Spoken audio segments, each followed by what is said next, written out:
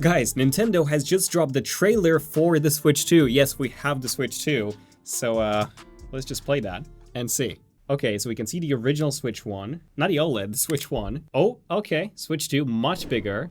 Oh, the bottom USB-C port is a USB-C port, not a weird connector. We have the USB-C port on the top as well. And then we've got the new stand. This, so far, is exactly like in the leaks. We have the new Joy-Cons. Wait, whoa, okay, so they're significantly bigger. Okay, I'm quite liking this design. Ah, this looks so cool. It looks so much more premium. The screen looks so good. It looks OLED, at least when it comes to the reflectivity, so we'll have to see if it's actually OLED or not. Oh, the new Mario Kart 9. Wow. The drawing distance is pretty impressive, and we have the new dock, and there we go. Nintendo Switch 2. The name is official as well. 2025. So there you go, guys. Nintendo Switch 2, 2nd of April, 2025. So, let's dig in a little deeper. I've rewatched the trailer a number of times, slowed it down, and discovered 15 things you may have missed. Number 1, thicker bezels. Nintendo oddly compared the Switch 2 against not the Switch OLED, but the original Switch, which, as we all know, had much thicker bezels. And sure, the Switch 2's bezels are quite a bit thinner than the original Switch's, but compared to the Switch OLEDs, they are considerably thicker, which does make me think that this is indeed an LCD display like in the leaks, and not an OLED. The second thing that I've noticed is that on top of the Switch 2, we do indeed have that new sensor that OnLeaks was mentioning. We couldn't really see this very well in the actual leaks. Even in our concept, we weren't sure where this would be. But there you go, we do have a secret sensor on the top. On the original Switch, this was on the front of the display.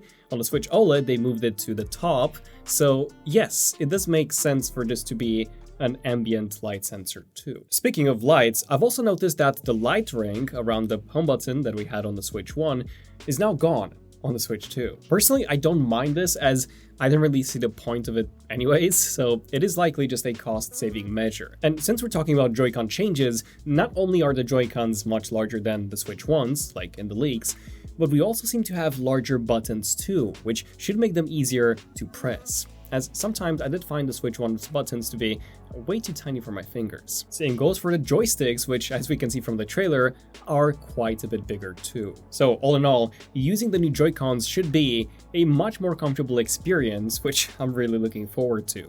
Although I think by far my favorite feature about them has to be the mouse support. This was leaked before, but now it is official.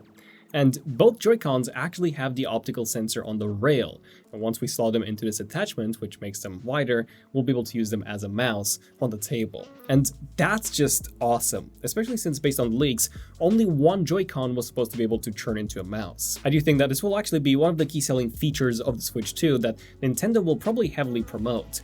And I also think that some games would even support us using both mice at the same time. Maybe the left can be used for moving around while holding one of the buttons, while the right one can be used for aiming. But yeah, what do you guys think? Oh, and you may have noticed that the new Joy-Cons now attach magnetically, as opposed to the previous rail system where you had to slide the Joy-Cons in. And I do think that this method is way more intuitive.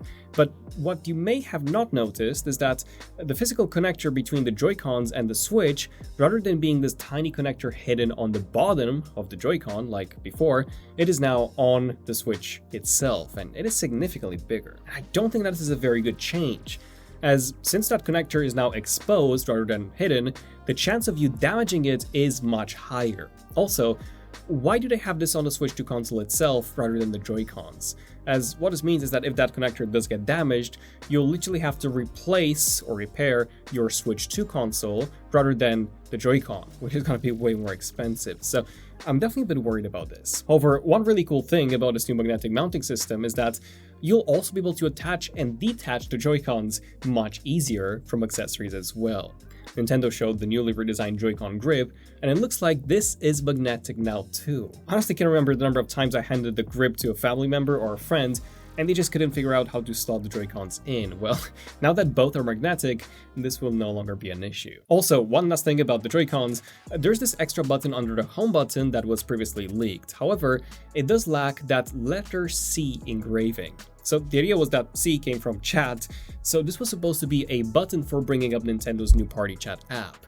But this could now literally be for anything, including a fully mappable button. Something else that I've noticed is the thickness. From the trailer, it seems like Nintendo has made the Switch 2 a bit thinner and also gave it a new coating. However, based on the leaked dimensions, the Switch 2 was supposed to be getting considerably thicker, literally more than twice as thick. But here's the thing, despite Nintendo showing it thinner, I actually do believe that it is thicker, as when you take a look at this side shot in tabletop mode, it does actually look very thick from this angle. And something that I'm very happy to see is that unlike the leaks that show this weird connector on the bottom, the trailer now confirms that this is actually a USB-C port, which means that no, there's probably no GPU built into the dock itself, which was my theory based on that weird large connector.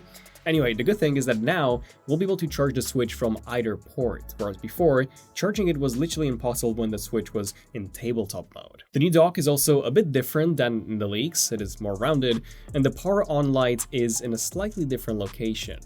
Now, I did find it a bit odd how Nintendo has not really shown any other angle for the dock. Like, we haven't seen the side to confirm how thick this dock actually is, or what ports it has, and we also haven't seen the back either to confirm if the vents on the back from the leak will be there or not. What I have shown is the new Mario Kart 9, which now seems to support 24 players based on the car counts. And to my eyes, the drawing distance seems to be much improved as well, although the graphics don't look that impressive. Sure, Mario Kart has always had this cartoony style, so it's not like we've ever had realistic graphics in Mario Kart, but yeah, I kind of expected a bit more. I guess we'll have to wait and see if this changes with some more gameplay footage. And speaking of gameplay, Nintendo has made an official statement on backwards compatibility here. The Switch 2, in addition to playing exclusive Switch 2 games, will indeed support Switch 1 games as well, both digital and physical. However, some games will not be supported or may not work properly. This is basically what I was saying in our previous video too, that since that infrared sensor was going to be removed, according to the leaks, from the right Joy-Con, which by the way it has, games that made use of it would no longer work. And this may be the reason why Nintendo also made this statement. And the last thing that you may or may not have noticed is that in their tweet of the announcement trailer, Nintendo included a link to a new Switch 2 website page. And on that website, there are two very important things mentioned. The first is a Nintendo Direct focused on the Switch 2, where they would reveal a lot more information. This would happen on April the 2nd. And the second is a hands-on experience with the Switch 2 in different places around the world. And anyone will be able to attend those. All you need is apparently just a Nintendo account, and of course register for the hands-on, which opens literally today on January the 17th until the 26th. Not everyone will be accepted in the hands-on, as apparently there will be a drawing, but a few lucky Nintendo fans will. Me and my team will be applying as well, so if we get accepted, maybe we'll see some of you as well then. All in all, I'm super hyped for the Switch 2, and I'm really glad to see that everything we showed in our previous video, in our essentially this is it, has happened. And even more, of course, there were more surprises in addition to what I was talking about in our previous video. So really happy with that the leaks were true. And yeah, definitely do subscribe for more Switch 2 content, including hands-on, as soon as we've got it. Check out our app wallpapers to support the channel and also see some awesome wallpaper designs in 8K for your smartphone, tablet, and desktop. I'm Daniel, this is ZONEofTECH, and I'll see you guys in the next one. ZONEofTECH, signing out. Cheers.